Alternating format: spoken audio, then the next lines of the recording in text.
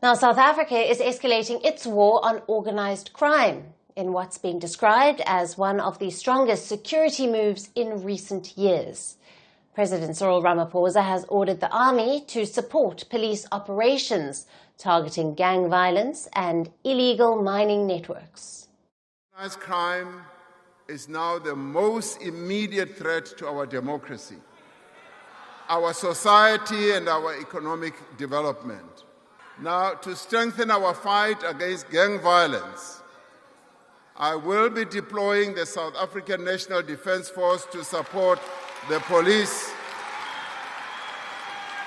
Speaking during his State of the Nation address, Ramaphosa confirmed troops will first be deployed in the Western Cape and Gauteng.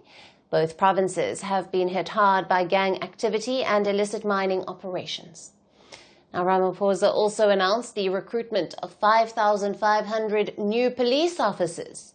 Authorities say intelligence-led operations and coordinated enforcement will focus on criminal syndicates operating across provinces. We cannot fight organized criminals by treading softly.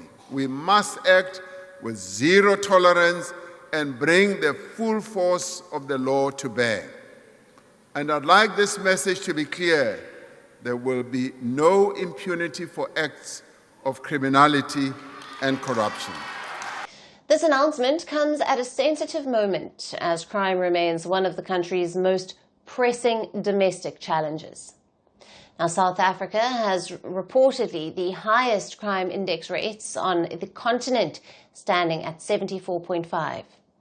Now, police data shows the country records more than 20,000 murders each year. Now, that translates to roughly 60 killings a day, with urban centres carrying the heaviest burden. Now, recent global rankings placed 5 South African cities among the world's most dangerous. These including Pietermaritzburg, Pretoria, Johannesburg, Durban, and Port Elizabeth. Now, some analysts note that on certain days, the country's murder toll exceeds civilian deaths reported in active war zones like that of Ukraine. Illegal pubs, taxi stands, and densely populated townships have become recurring flashpoints.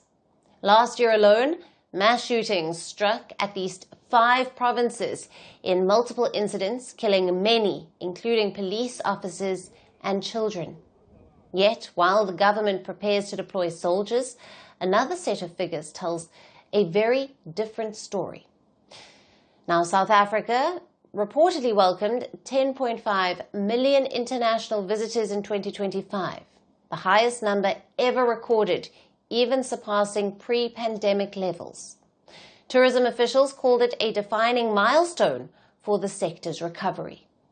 In December 2025, South Africa welcomed 10.5 million visitors to our country, an increase of 17.6% against the 2024 figures. This is the highest number of arrivals on record and exceeds the previous highest number recorded in 2018. We have now, for the first time, exceeded the 2019 arrivals by 2.6%.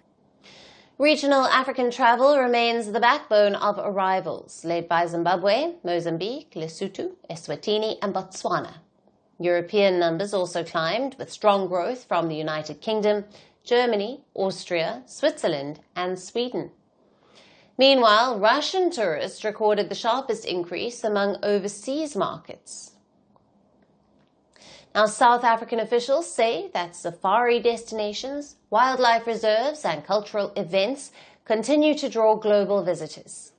Despite the overall rise, tourist numbers declined from some countries, as several governments updated travel advisories over the reported surge in crime.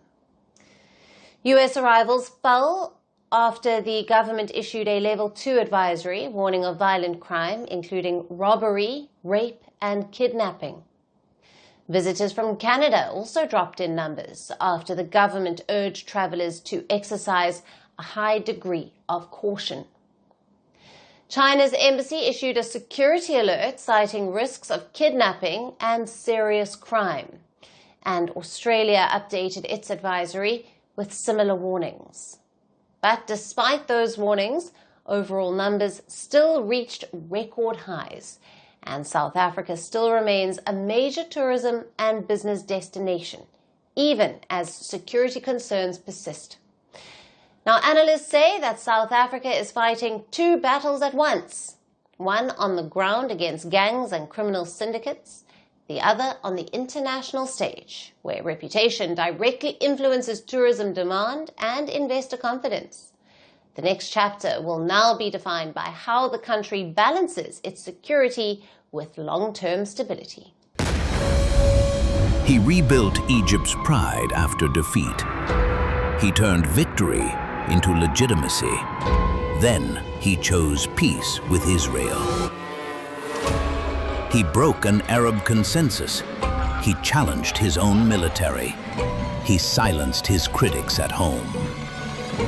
But then, one day, on a national parade ground, in front of cameras, in front of the world, gunmen stepped forward and killed Anwar Sadat.